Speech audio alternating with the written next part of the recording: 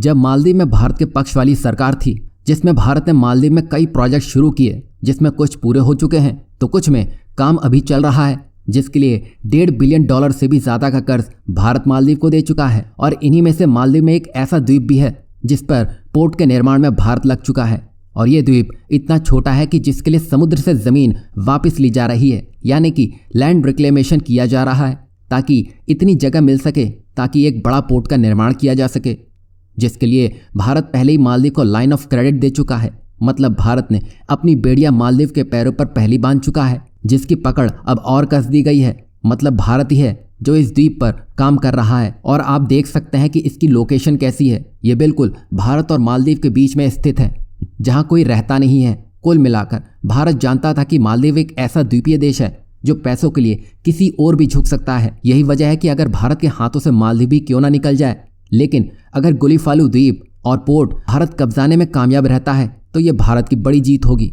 वैसे भारत चीन नहीं है जो कब्जा करके उनका जीना मुहाल करेगा, बल्कि भारत और पैसा लगाकर मालदीव और मालदीव के लोगों का विकास ही करेगा।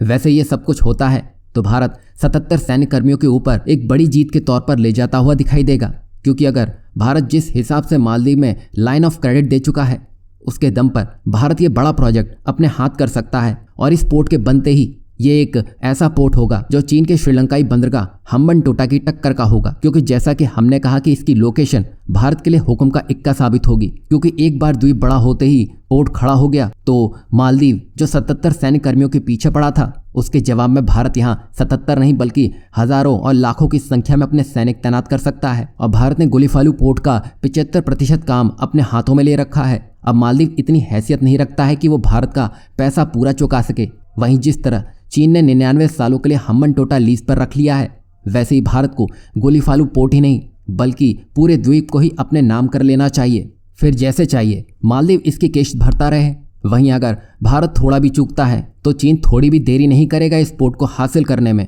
तो भारत जितनी जल्दी फैसला लेता है और थोड़ा कठोर रुख अपनाता है तो ही भारत अपना हक वापस ले सकेगा, वरना चीन तो भारत की एक चूक के इंतजार में ही बैठा है। वैसे अब यह भारत सरकार के ऊपर है वो किस तरह इस मामले को आगे लेके जाती है।